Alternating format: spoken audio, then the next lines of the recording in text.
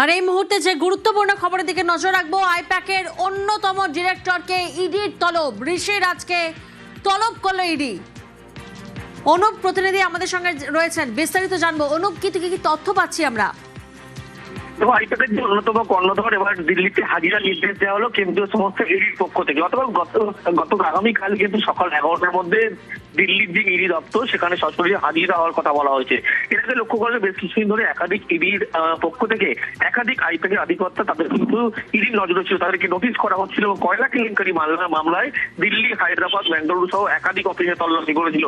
এবার একেবারে আইপ্যাকের যিনি কর্ণধর ঋষি রাজ, তাকে দিল্লিতে তলব করা হলো এবং বলা হলো ঠিক আগামীকাল সোমবার অর্থাৎ সকাল 11টার মধ্যে ইডি দপ্তরে হাজির হয়।